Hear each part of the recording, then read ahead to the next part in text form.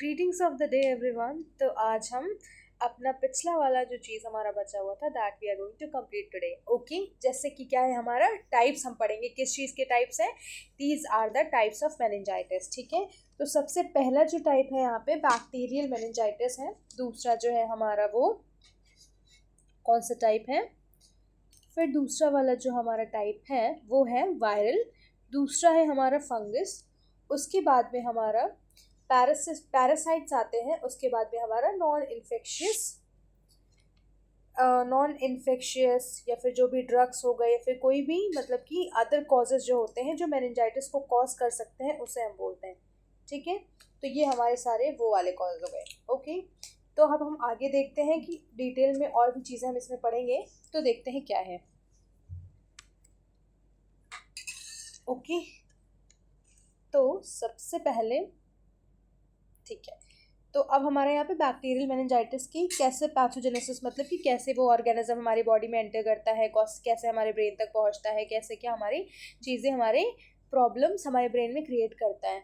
ठीक है, तो सबसे पहले यहाँ पे एंट्री होती है माइक्रो ऑर्गेनिजम्स की, क्यों किसके थ्रू होती है, ब्लड ब्रेन बैरियर के थ्रू होती है। तो ब्लड ब्रेन बैरियर ये जो बैरियर होता है ये मेनली बहुत सारी चीज़ों को स्पेशली दीज माइक्रो ऑर्गेनिजम्स को क्या करते हैं, वो रोकता है कि हमारे ब्रेन में ना जा पाए। पर फिर भी कुछ कंडीशंस ऐसी बन जाती है जिसमें कि वो एंटर कर जाता है, जिसकी वजह से रिलीज होती है release of cell wall and membrane products. तो यहाँ पे मेम्ब्रेन की बहुत सारी प्रोडक्ट्स यहाँ पे रिलीज होते हैं क्योंकि वो अब इन्फेक्शन स्टार्ट हो गया है।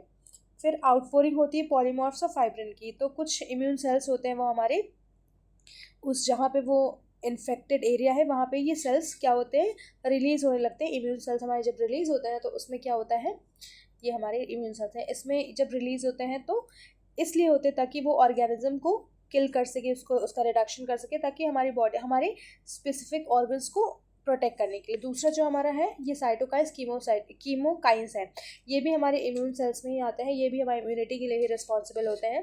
फिर जो हमारा इन्फ्लेमेटरी मीडिएटर्स, तो जब इन्फेक्शन होता है कभी भी तो इन्फ्लेमेशन होता है, तो इन्फ्लेमेटरी मीडिएटर्स क्या, यही साइटोकाइंस कीमोकाइंस पॉलीमॉर्फ, ये हमारी इन्फ्लेमेटरी मीडिएटर्स है जिससे कि हमें पता चलता है कि इन्फेक्शन हमारी बॉडी में आ गया है और वो प्रोटेक्ट करने, इन्फ्लेमेटरी प्रोसेस मेनली प्रोटेक्ट करने के लिए होता है हमारी बॉडी को। फिर उसके बाद में इन्फ्लेम्ड जो मेनिंजेस होती है जो फिर एक्सुडेट से कवर हो जाती है, और ये एक्सुडेट न्यूमोकोकल मेनिंजाइटिस में मोस्ट कॉमनली देखे जाते हैं।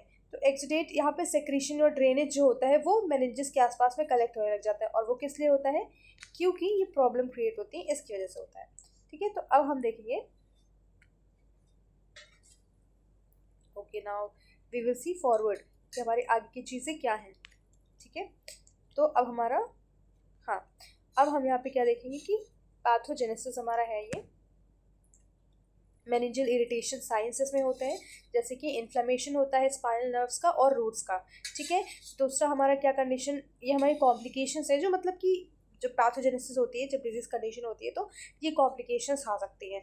फिर दूसरा है हाइड्रोसेफेलस, मेनली चिल्ड्रन में हम पढ़ रहे हैं तो हाइड्रोसेफेलस कॉमन है, जो यहाँ पे एडहेसिव थिकनिंग हो जाती है अराकिनॉइड लेयर अराकिनॉइड की इन बेसल सिस्टर्न एंड और फाइब्रोसिस ऑफ एक्विडक्ट और फोरामेन ऑफ लिश्का और मैगेंडाई। तो ये हमारे वे होते हैं जहाँ से CSF हमारा आता है, एक जगह से दूसरी जगह ट्रांसफ़र होता है। तो जब CSF एक्सेसिवली कलेक्ट होने लग जाता है पर वो जाता नहीं है कहीं और वहीं कलेक्ट होता है तो हाइड्रोसेफेलस हो जाती है। फिर सेरेब्रल एट्रोफी होती है क्योंकि इन्फेक्शन इन्फ्लेमेशन है, यहाँ पे थ्रोम्बस फॉर्मेशन हो जाएगा स्मॉल कॉर्टिकल वेन्स में, जिसकी वजह से नेक्रोसिस मतलब कि डेड टिश्यूज़ जो है होंगे वो फॉर्म होने लग जाएंगे, और सेरेब्रल मतलब मेनली सेरेब्रल कॉर्टेक्स में ये होता है।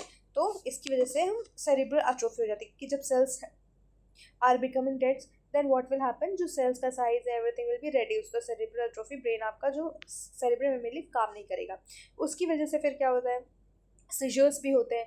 सीजर्स जैसे कि यहाँ पे depolarization of neural membranes as a result of cellular electrolyte imbalance.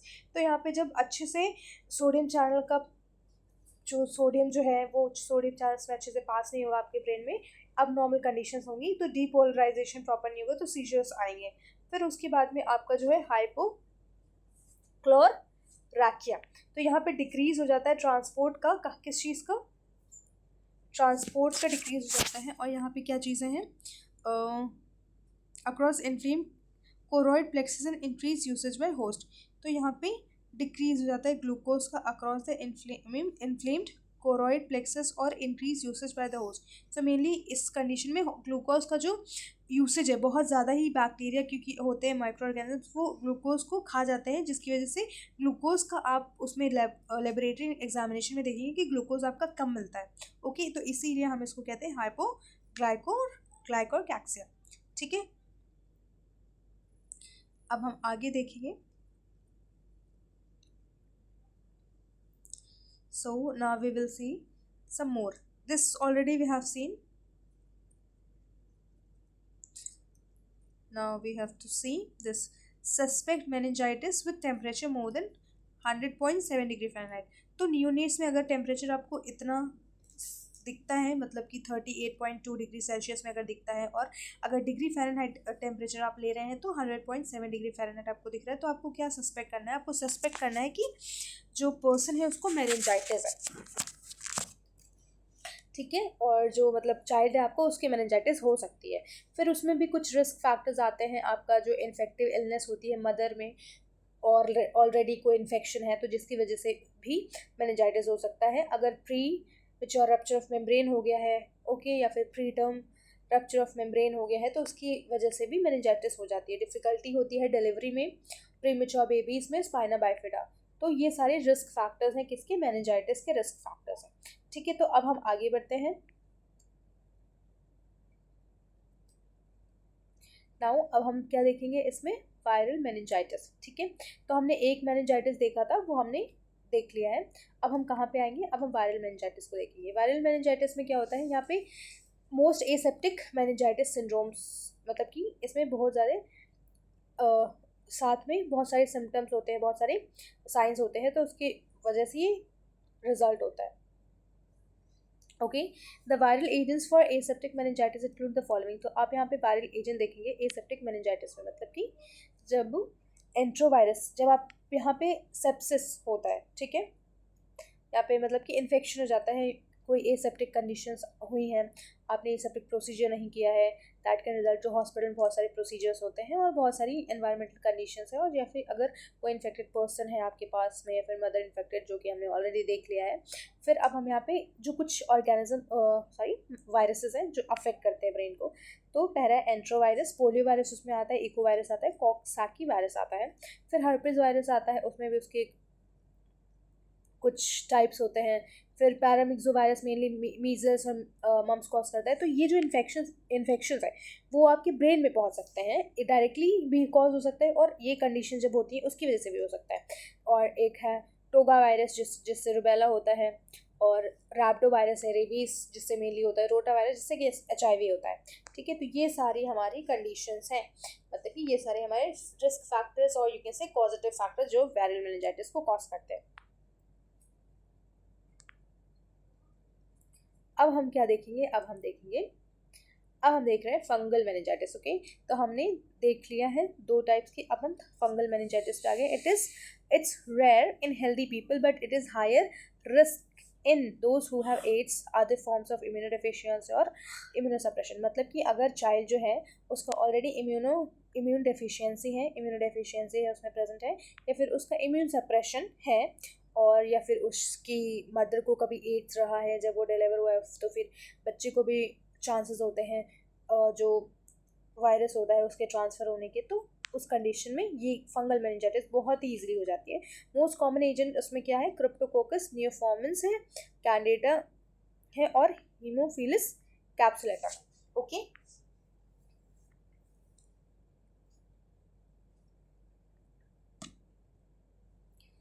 अब आपका आता है, अब आपका मेनिंजाइटिस आ रहा है पैरासाइटिक वाला। ठीक है, तो इसमें क्या होता है? इन्फेक्शन होता है विथ फ्री लिविंग अमीबास, जो कि इनफ्रीक्वेंट होते हैं बट ऑफन लाइफ थ्रेटनिंग होते हैं। मतलब कि रेयर होता है ये वाला, पर लाइफ थ्रेटनिंग कंडीशन होती है ये। It is more common in under developed countries, जो कंट्रीज स्टिल अभी डेवलपिंग हैं और जो डेवलप नहीं हुई हैं, are usually cause by parasites found in contaminated water food. क्योंकि वहाँ पे जो कंडीशंस है वो अच्छे से मेंटेन नहीं होती, ओपन ड्रेनेज सिस्टम रहता है, कोई भी वेस्ट कहीं पे भी जाता रहता है, तो इन्फेक्शंस होते हैं उसमें। तो इसीलिए वो किससे ट्रांसमिट होता है? वाटर से, फोड बॉर्न और सॉइल बॉर्न होता है। तो मोस्ट कॉमन कॉजेटिव जो एजेंट है इसमें फ्री लिविंग अमीबाज होते हैं, जैसे कि अकैंथामीबा होता है, बैलामुथिया होता है और निग्लेरिया होता है। फिर इसमें आप बहुत सारी चीज़ें हेलमिंथिक इओसिनोफिलिक मेनिंजाइटिस देखेंगे, उसमें भी क्या क्या चीज़ें होती हैं। तो वो हमारा आता है ये, ठीक है। अब नॉन इन्फेक्शियस मेनिंजाइटिस हम थोड़ा सा देख लेते हैं। Rarely meningitis can be cause by exposure to certain medications, जैसे कि मैंने ऑलरेडी आपको बता दिया है कि कुछ मेडिकेशंस की वजह से भी मेनिंजाइटिस हो सकती है। मतलब कि नॉन इन्फेक्शियस की मतलब यहाँ पे कोई भी माइक्रो ऑर्गेनिज्म नहीं कॉज कर रहा है, कोई भी ऑर्गेनिज्म नहीं रिस्पॉन्सिबल है इन्फेक्शन कॉज करने के लिए मेनिंजेस में आपकी, वो आपके दूसरे फैक्टर्स हैं, आपका जैसे ड्रग हो गया। तो यहाँ पे अगर एक्सेसिवली फॉर्म में जो ड्रग्स होते हैं, केमिकल्स होते हैं, ले लिए जाते हैं, जिसकी वजह से इन्फेक्शन हो सकता है, आपके जो मेनिंजेस है वो डैमेज हो जाती है। फिर जैसे कि इम्यूनोग्लोबुलिन्स हो गए, उसकी वजह से हो सकता है। लीवामिजोल हो गया, उसकी वजह से, ये एक ड्रग है। मेट्रोनिडाजोल एक ड्रग है। मम्स एंड रुबेला वैक्सीन आपकी वैक्सीन है, जिससे हो सकता है। Non steroidal anti inflammatory drugs जैसे कि आइबुप्रोफेन, डाइक्लोफेनाक, नेप्रोक्सन, अगर इन सारी मेडिकेशंस को आपने ले लिया है एक्सेसिव फॉर्म में, ठीक है, तो उसके साइड इफेक्ट में non infectious meningitis can result, और उसके साथ बहुत सारे अदर फैक्टर्स भी होंगे जो कि रिस्पॉन्सिबल होंगे इस चीज़ के लिए। फिर आपका जो आता है ट्यूबरकुलर मेनिंजाइटिस, ये ट्यूबरकुलर मेनिंजाइटिस ये ट्यूबरकुलोसिस से भी सिमिलर होता है आपका। यहाँ पे कॉम्प्लिकेशन होती है, ये कॉम्प्लिकेशन है चाइल्डहुड ट्यूबरकुलोसिस की, ठीक है। मतलब चाइल्डहुड में आपके कोई ट्यूबरकुलोसिस अगर हुआ है तो उसका जो कॉम्प्लिकेशन है वो जो आपका लंग्स में होता है, फिर कहीं और एक्स्ट्रा पल्मोनरी टीबी होता है, तो वो आपके ब्रेन तक पहुँच जाता है, that is going to cause meningitis, ठीक है। फिर उसके बाद में common cause prolong morbidity and handicap and death. तो चिल्ड्रंस में बहुत ही कॉमन है जो कि प्रोलॉन्ग मॉर्बिडिटी कॉज करता है, मतलब कि डिजीज पर्सन कॉज करता है और हैंडीकैप बना देता है, और डेथ भी हो सकती है इसमें। चिल्ड्रन जो 5 ईयर्स से नीचे होते हैं स्पेशली वो इसके रिस्क, मतलब कि इसके रिस्क में ज़्यादा होते हैं। तो ये सारी हमारा ट्यूबरकुलर मेनिंजाइटिस हो गया। अब हम देखते हैं कि इसकी क्लिनिकल फीचर्स क्या हैं। तो इसके जो क्लिनिकल फीचर्स हैं, जैसे कि always secondary to primary tuberculosis, मतलब कि ये प्राइमरी ट्यूबरकुलोसिस जब होता है उसके बाद में, मतलब कि प्राइमरी ट्यूबरकुलोसिस जो है वो रिस्क फैक्टर होता है मेनिंजाइटिस ट्यूबरकुलोसिस के लिए। तो यहाँ पे फर्स्ट फेज वेग सिम्टम्स, वेग मतलब कि अनक्लियर सिम्टम्स आपको दिखेंगे, क्लियरली आपको कोई भी सिम्टम्स नहीं नजर आएंगे इसमें। तो हमने जब वेग सिम्टम्स देख लिया, अब child doesn't play is irritable, restless और ड्राउजी। तो आपको यहाँ पे चाइल्ड कैसे दिखेगा, वो खेलेगा नहीं, इरिटेट रहेगा और रेस्टलेस और ड्राउजी, उसको नींद आती रहेगी, बहुत ही बेहोश सा रहेगा, वो अच्छे से एक्टिवली कुछ भी नहीं करेगा। फिर इसमें उसको भूख नहीं लगेगी, वॉमिटिंग होती रहेगी। और ओल्डर चाइल्ड में कंप्लेन ऑफ हेडेक, जैसे कि धीरे धीरे चाइल्ड जब बड़ा होता है, चिल्ड्रन जब हो जाता है, तो उसको क्या, उसकी हेडेक जब वो कंप्लेन कर सकता है तो उसको आप देखेंगे कि उसमें हेडेक रहता है बहुत ही कॉमनली।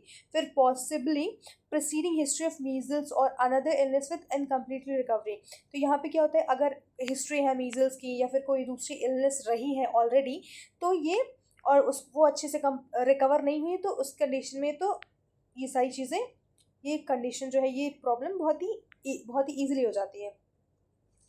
तो फिर अब हम आगे देखते हैं और क्या होता है।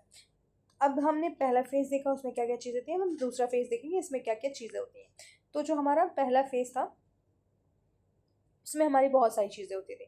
अब हमारा जो ये है, जैसे कि child is drowsy and with neck stiff and rigidity, हमने साइन और सिम्टम्स में ऑलरेडी देख लिया कि मेनिंजाइटिस में क्या क्या होते हैं। तो अब ये क्योंकि मेनिंजाइटिस है पर ट्यूबरकुलर है, बट स्टिल उसमें कौन से कुछ सिम्टम्स होंगे जो उसी की जैसे मेनिंजाइटिस जैसे, तो ऑब्वियस से बात रहेंगे, और कुछ ट्यूबरकुलस के साइन भी रहेंगे, जैसे कि नेक स्टिफ हो जाती है, रिजिडिटी हो जाती है नेक में, बहुत ही मतलब मूव ही नहीं करती है, जो नेक आपकी होती है वो रिजिड हो जाती है, मूव नहीं करेगी। उसमें आपको कर्निक साइन और ब्रूजेस की साइन दिखेंगे, जो कि मैं भी आपको एक्सप्लेन करूँगी डायग्राम के साथ में।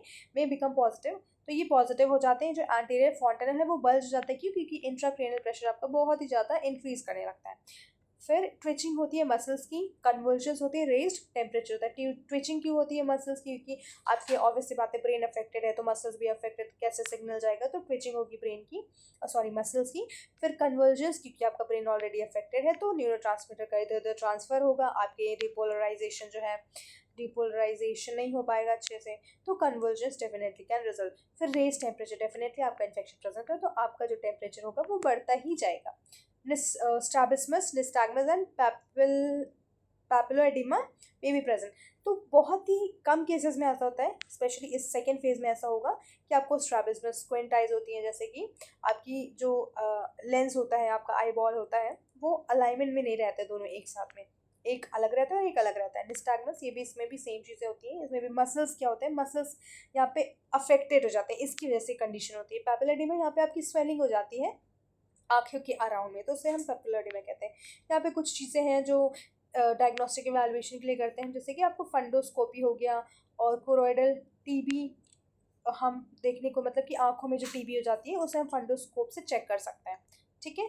फिर उसके बाद में हम टर्मिनल फेज पे आते हैं। टर्मिनल फेज में हम देखेंगे कि यहाँ पे जो चाइल्ड है वो characteristically comatose with opisthotonus and multiple focal paresis हो जाती है। मल्टीपल फोकल पैरासिस मतलब कि बहुत ही, मतलब कि आपके एक पर्टिकुलर एरिया में क्या हो जाती है, पैरालिसिस इज डिफरेंट पैरासिस। पैरासिस मतलब में वीकनेस होता है, पैरालिसिस मतलब कि उसमें सेंसेशन ही चल जाती है।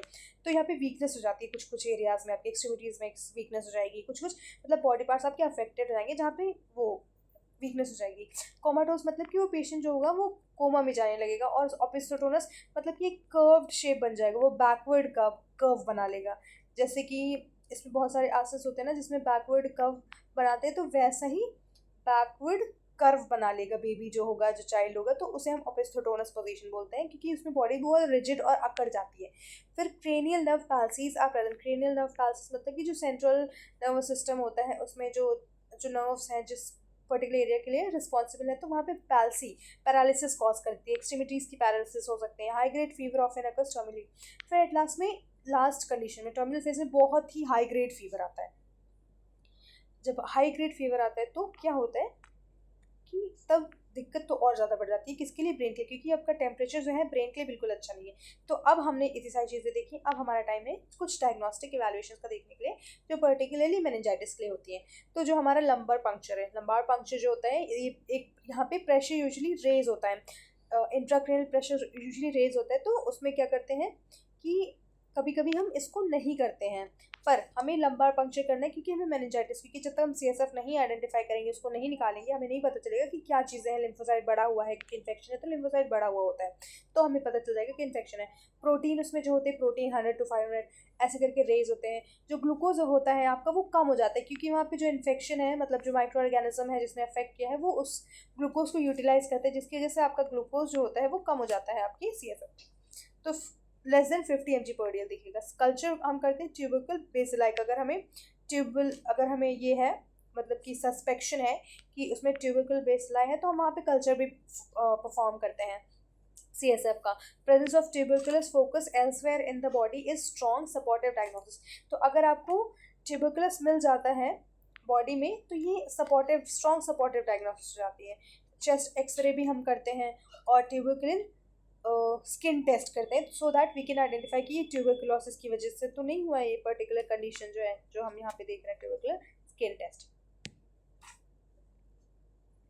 अब हमारा आता है examination. We have already seen, कहाँ पे हमने ट्रीटमेंट, अभी टर्मिनल फेज हम देख चुके हैं। अब हम डायग्नोसिस भी हमने we have seen already. Now we are gonna see the treatment, ठीक है। तो अब हम पर्टिकुलर ट्रीटमेंट देखेंगे। यहाँ पे एंटी ट्यूबरकुलर थेरेपी क्यों देते हैं, क्योंकि जब मेनिंजाइटिस ट्यूबरकुलस बेसिलाई की वजह से होती है, तब हम एंटी ट्यूबरकुलर थेरेपी देते हैं। इसमें हमारे कुछ ड्रग्स होते हैं, जो कि जैसे कि आइसोनियाजिड हो गया, रिफैम्पिसिन हो गया, स्ट्रेप्टोमाइसिन हो गया, पायरासिनामाइड हो गया, एंड फर्स्ट 3 मंथ के लिए देते हैं, followed by 2 drugs for another 15 month, usually rifampicin और आइसोनियाजिड। पर अभी क्या है, जो ट्यूबरकुलोसिस के लिए है मैनेजमेंट, वो चेंज हो गया, ठीक है। थोड़ा सा अपग्रेडेड मैनेजमेंट ट्यूबरकुलोसिस के लिए आया, तो अगर आप सर्च करेंगे तो आपको वो मिल जाएगा, ट्यूबरकुलोसिस के लिए upgraded management. Total period 18 month का यहाँ पे होता है।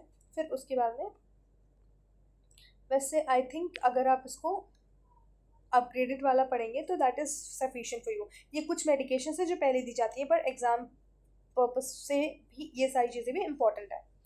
तो इसमें हम यहाँ आगे चीज़ें देखते हैं कि क्या है ट्रीटमेंट। कुछ खास ट्रीटमेंट और है नहीं, स्टेरॉइड्स, कुछ स्टेरॉइड्स दिए जाते हैं। फिर उसके बाद में आपका जैसे कि प्रेडनिसोलोन एक आपका स्टेरॉइड है। तो फिर उसके बाद आपका आता है क्रॉनिक मेनिंजाइटिस। क्रॉनिक मेनिंजाइटिस मतलब कि आपका जो मेनिंजाइटिस होता है वो लॉन्ग टर्म के लिए रहता है, लॉन्ग टर्म के लिए मतलब for the it is not being treated easily.